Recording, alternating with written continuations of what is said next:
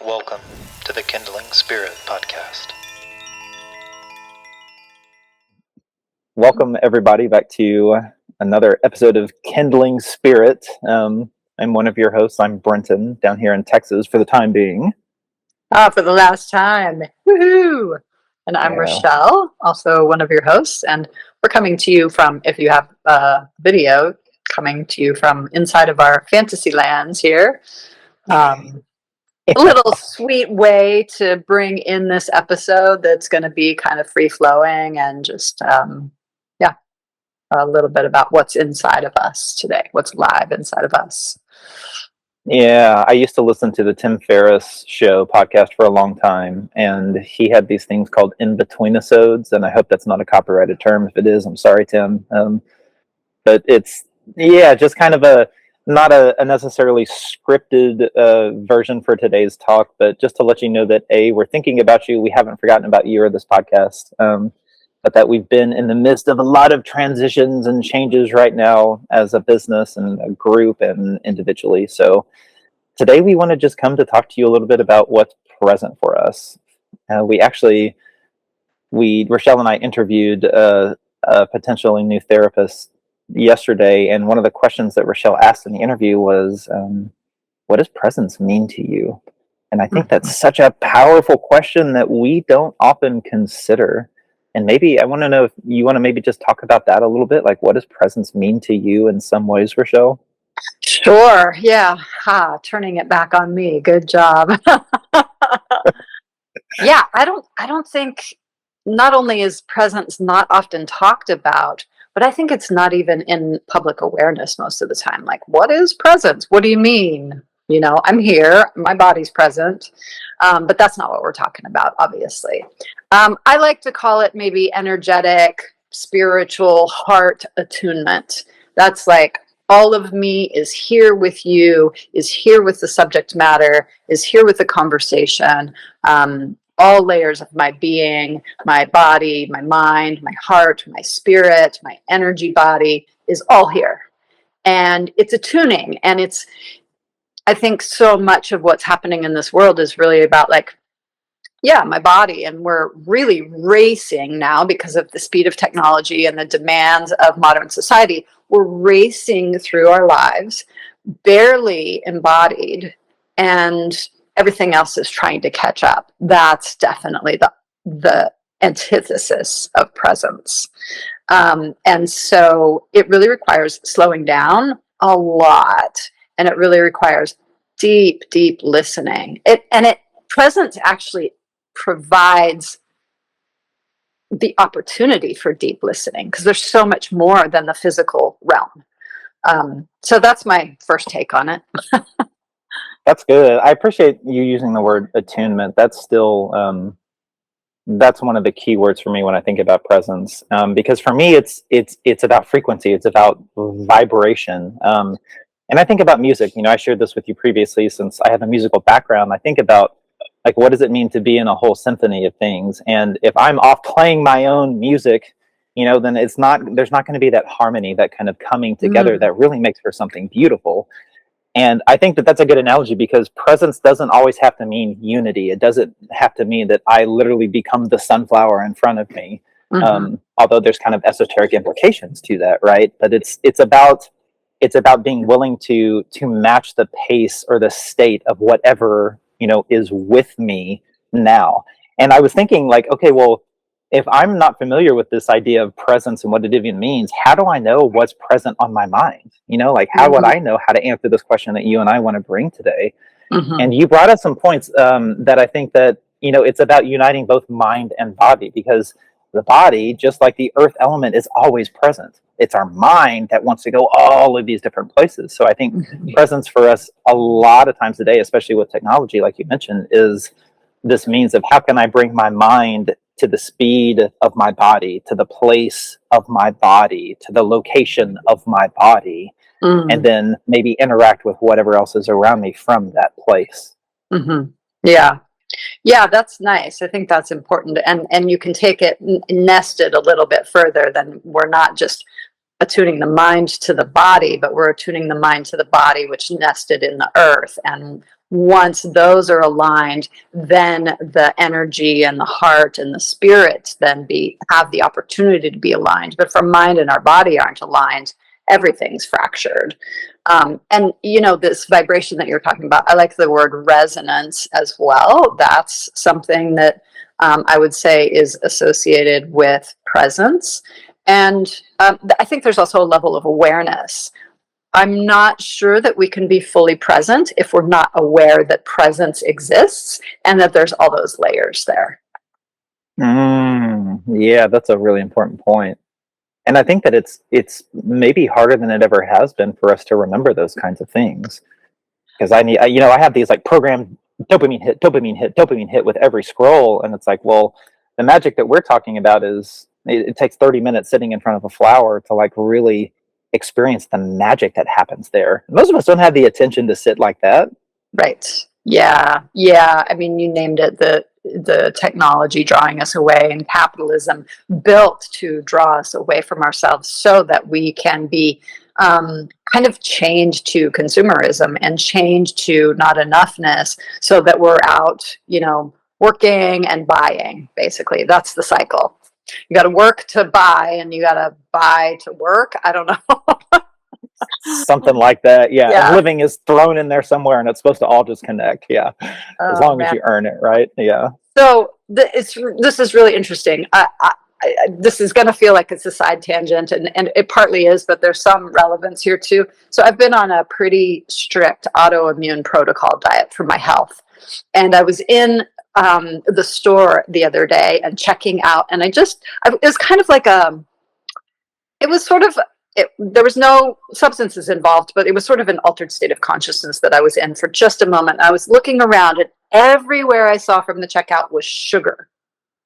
And there's this book that I read a while back called Anathema, which is a pretty thick, there's a lot of spirituality kind of referenced in there, but they have something called All's Well. And my take on that when I read that book is that that's sugar. And what it does is it creates this false narrative that everything's okay. So then I can move on to the next addiction or the next, difficult task that I just got to get through. But if I have sugar or, something like that, was really interesting. I was just like, wow, what's happening everywhere? Literally everywhere I looked, there was sugar.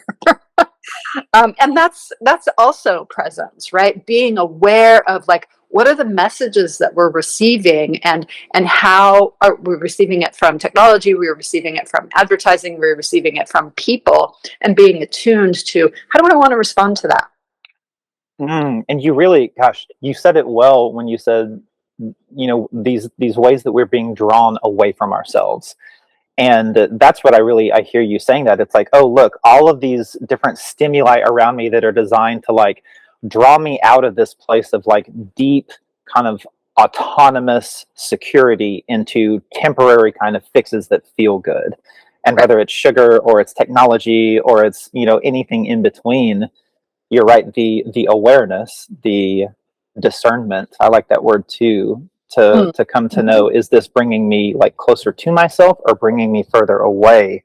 I think is one of those kind of core questions to ask right now. Mm-hmm. Yeah. Present. Are you present with yourself? Can you be present with your own emotions? Can you be present with oh, wow, the pace that I'm going at isn't good for my body. Do I need to do something else? And literally the society around us is built so that we are in an addictive mindset almost 24/7. And so I find it personally in me, and I've, done meditation and yoga practices for over 20 years. I'm still oh, I can feel the pull. Right. And it's I have to really root down hard and make a conscious choice of no, I'm going to do what I know is serving me. And that requires pretty intense presence, actually, to just even know that you're getting pulled off center. And I won't go there at this moment, but that takes us into, therapy and what Jennifer Mullen who wrote Decolonizing Therapy, is calling the medical industrial complex or the mental health industrial complex. So I won't go there yet, but that's one of the things that's also present for me, doing a lot of work with that. And it's relevant to this conversation that we're having. Yeah. As you talk, there's so much of what it seems like there's these profound links between presence and listening, and that we really can't listen if we're not present.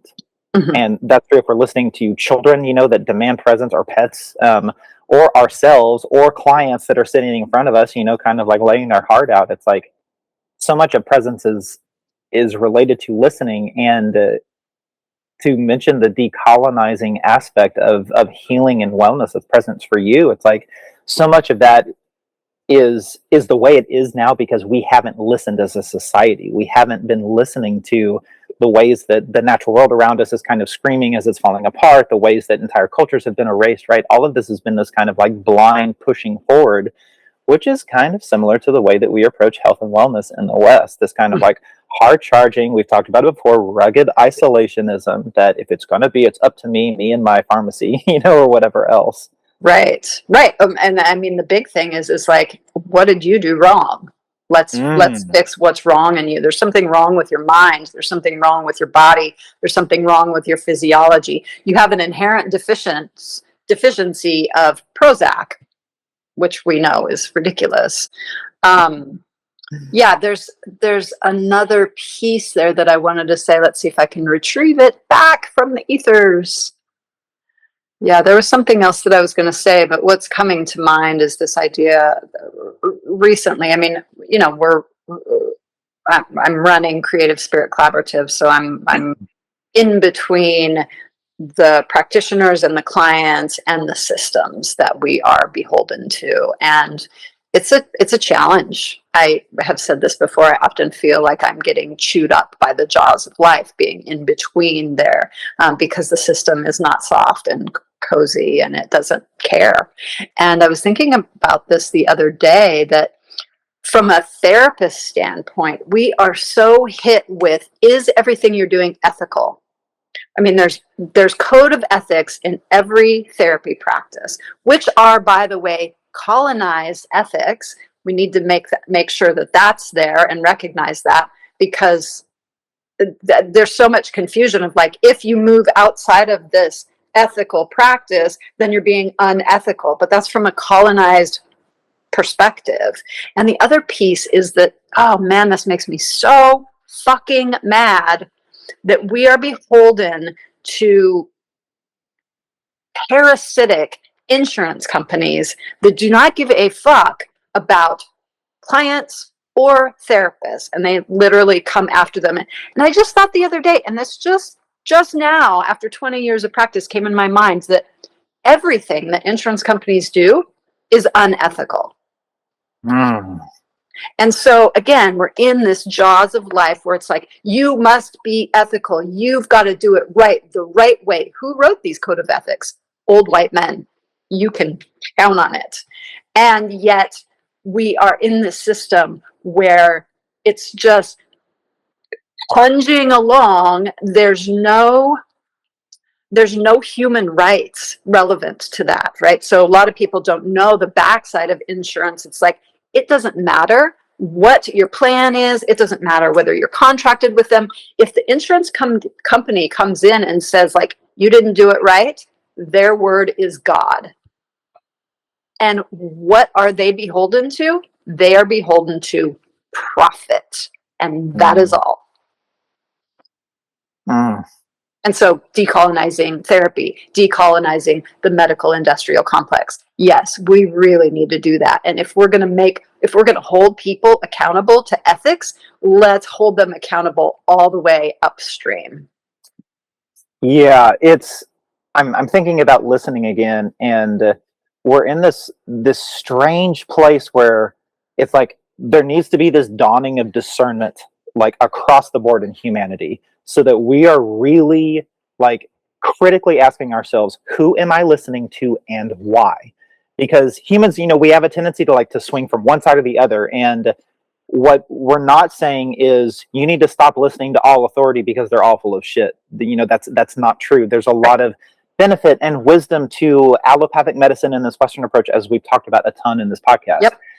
And also, it's a gross injustice and a complete a lack of ethics at all to just disregard thousands of years of human history and deep kind of anecdotal spiritual community-based wisdom because it hasn't been proven in a research lab that's been sponsored by whatever company's behind it in the first place. And so it's like this discernment of, as we've talked about before, like how deeply have these kind of modern, really arbitrary rules of society infiltrated our beliefs.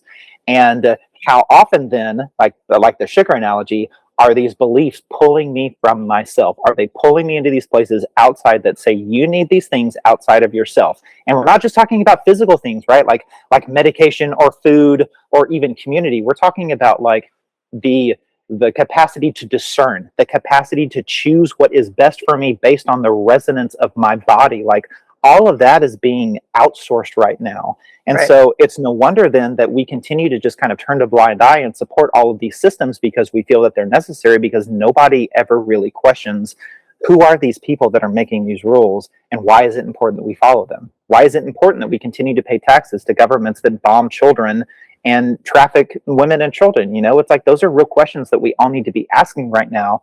And they have implications at the global level as much as they do like at home individually looking in the mirror. And that connection is another one of those big kind of admitting points that we all have to kind of wake up to right now.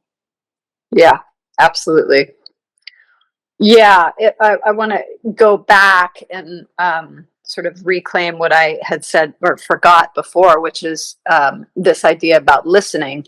And I want to be really clear that this is a deep listening. It's listening from the heart or listening from the spirit.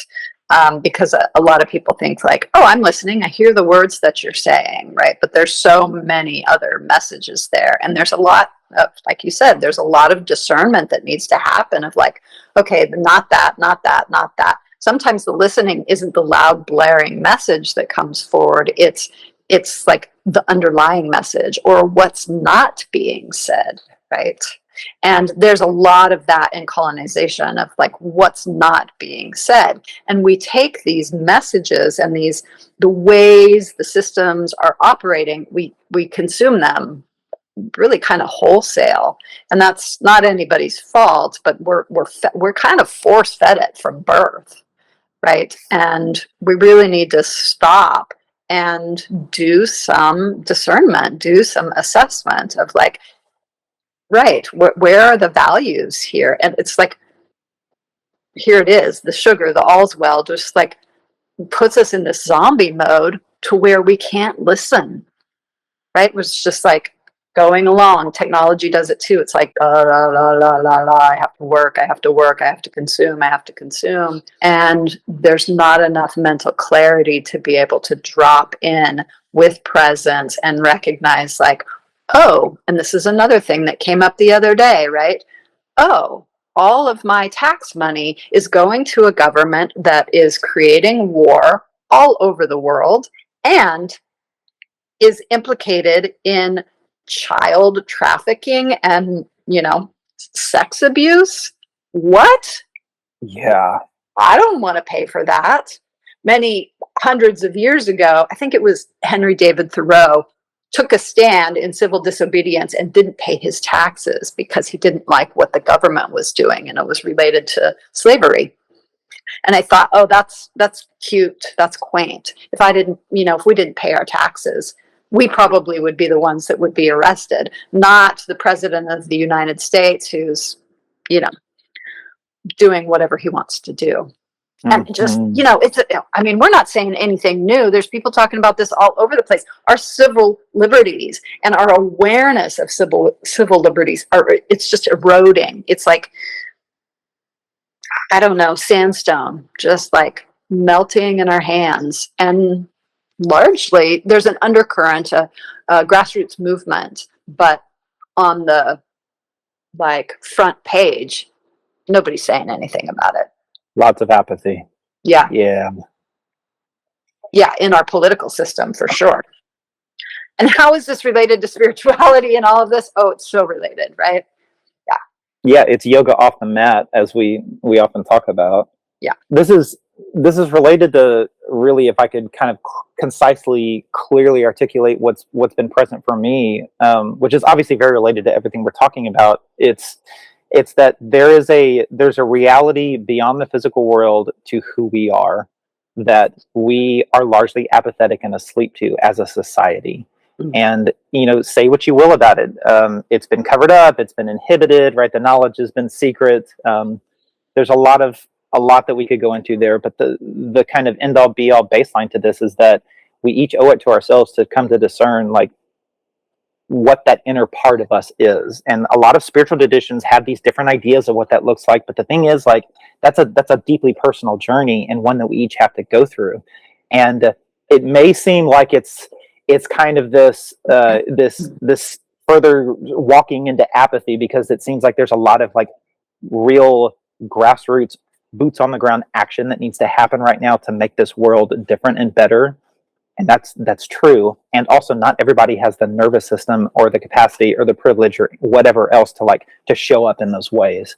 Mm-hmm. It's important that we come to wake up. I guess really it's the waking up part. I'm like, it's time to wake up, right? It's time to really get with the program and get with the reality of what's going on right now, because there's this beautiful, unique opportunity that we have every time that we breathe, every lifetime that a human has. It's just like, it's fucking astronomically rare to have an opportunity to spend life and consciousness on a planet as beautiful as this. And it's like, what else are we doing here? Mm-hmm. What do each of you want to do? So, like, to everybody listening that's kind of maybe on the fence with some of this and is curious about what deep listening actually feels like, close your eyes for a second and maybe put your attention, like, on your physical chest, or put your hand there, your hand on your belly and your intestines, and, like, directly ask your small intestines, like, what is present for you right now, and what am I not listening to? What am I ignoring? What is something that's inside that I'm ready to hear that you maybe have been telling me?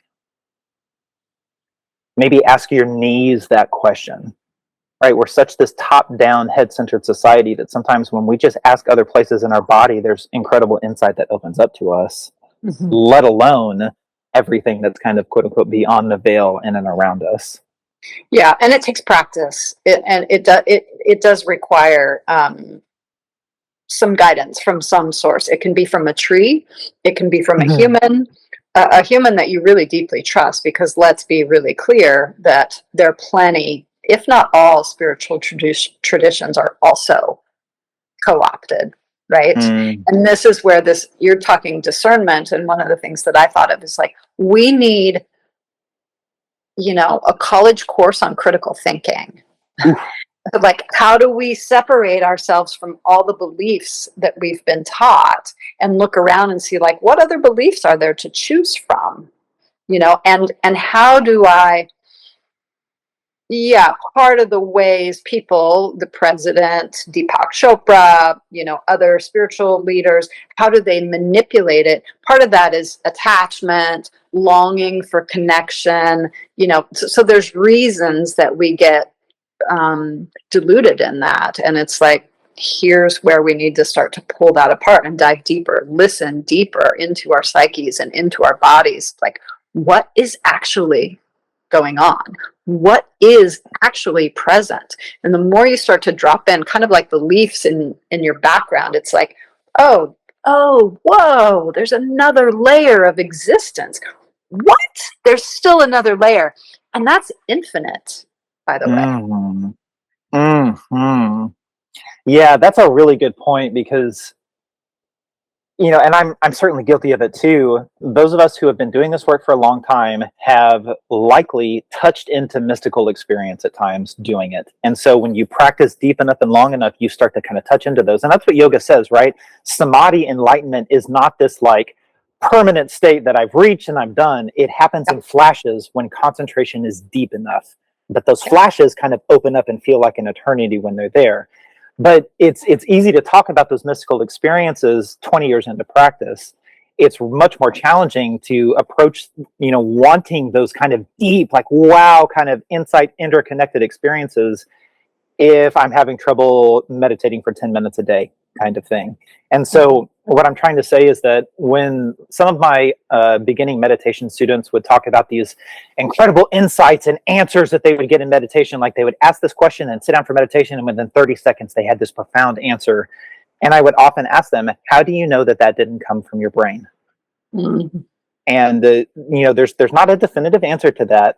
What I tend to find is that the answers that I seek are not instantaneous. They unfold in weeks and months afterward through synchronicity and through subtle kind of interaction and relationship.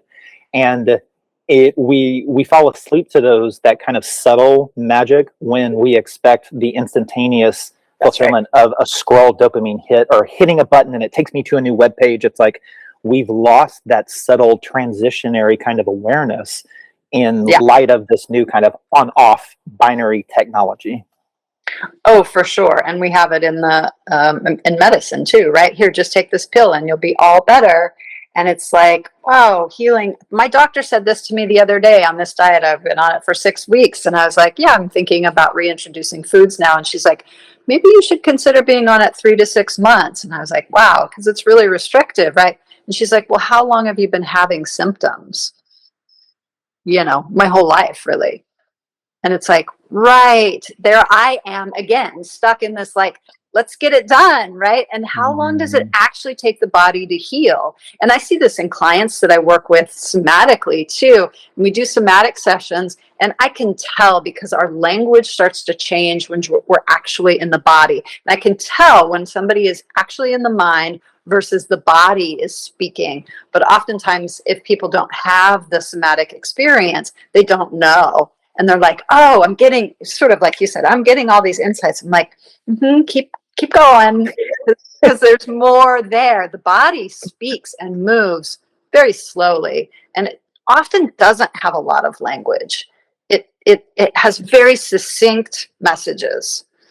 But, people are like, oh, da da da da da da, and I'm like, okay, well, that's cool.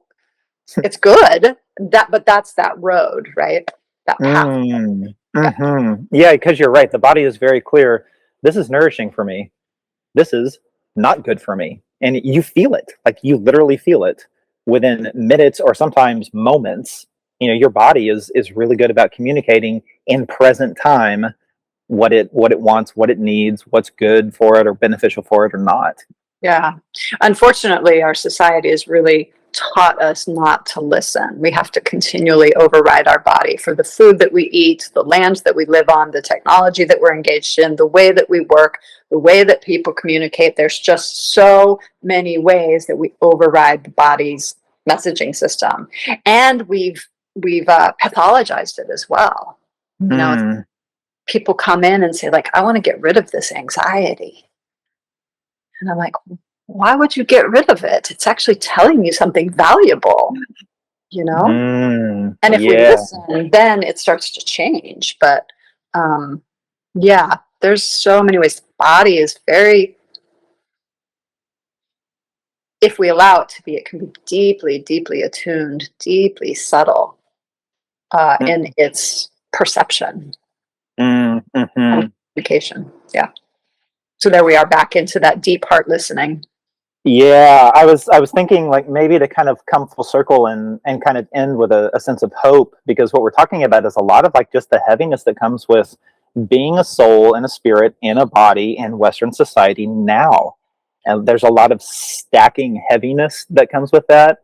And so one of the things that I hear that's a really, really approachable kind of entryway into this work is to practice, like, turning off external distractions. Like, set a timer for 2 minutes on your watch, on your phone, whatever. Turn off your phone, turn off the TV, and see if you can just sit in quiet. And if you want, you can close your eyes. You don't have to, but just kind of tune in to different places in your body. Notice, like, how does my back feel right now? How does my stomach feel? Like, am I hungry? Is this hunger? And just sit with the experience. This is hunger right now, rather than rushing to fill it or change it. And I think that's the main thing, like, just tuning into the body without the desire to immediately adjust it or make it different is a practice of listening that eventually leads to discernment. But we can't discern if we always just knee-jerk decide without ever really sitting with whatever's present first. Right. Yeah, that's beautiful. It's a beautiful practice. And it can be also really challenging for people. And I might offer an alternative that if it doesn't feel good or safe or comfortable or knowledgeable to go into the body, especially if there's been trauma, the way that I find an easy way in when I'm really disturbed is to sit outside with something that is soothing, with a running water like a creek, or sitting with a tree, like just a little breeze going through the treetops. And it's like, and just tuning your awareness to the subtleties. What do you see? Do you see bugs? Do you see light sun rays? Can you feel or hear or sense messages on the wind? Like there's so much there. And so that's another practice that they're both really valuable and important. And you can choose depending on, what feels more accessible to you in the moment. That's excellent. Thanks for sharing that. And that has certainly been, maybe even more than my own body. The natural world has been a tool for presence for me in those ways. I appreciate your saying that. And really, the deepest truth of this, and this is the way that you and I actually work with people in these ways, Rachelle, is coming to realize that there is no difference between working with the body and working with the natural world. That's right. That's totally right on. Yep. So if you start on the outside right. with nature, it'll come inside. If you start on the inside with the body, it'll come outside to nature because it is one and the same. Yeah. Mm-hmm. Holographic portals. Yeah. Nice. Well, thanks for musing. Yeah. This podcast was birthed from just conversations like this between us, and it's nice to know that we can just show up without any agenda or preparation and bring depth and clarity to some of this stuff. Yeah. Thanks for listening, and thanks for your presence, Brenton. Thanks for your presence, and then also listeners, watchers, thanks for your presence. Yeah, we invite you to chew on what presence is and what's present for you in the about month until we release our next episode. To let you all know, I will be transitioning geographically. I will be moving back to the Pacific Northwest, back home. So when Rachelle and I bring you these next episodes, we will be recording in person, probably in beautiful locations. So our quality will improve, and we're excited to kind of move into a new chapter of this podcast up there. Yeah, it'll feel different. And in the meanwhile, please send us some messages about what is present for you and what presence is for you. That would be really cool to hear from you. Absolutely. Yeah, you can do that. Send an email to us, or even better, you can join our free community on Patreon, where we have a lot of interaction and kind of a hub for this kind of discussion too. Yeah. Well, thank you to everybody listening. Thanks, Rachelle. It's always good to jam with you, and look forward to diving into some more Kindling Spirit in the weeks and months to come.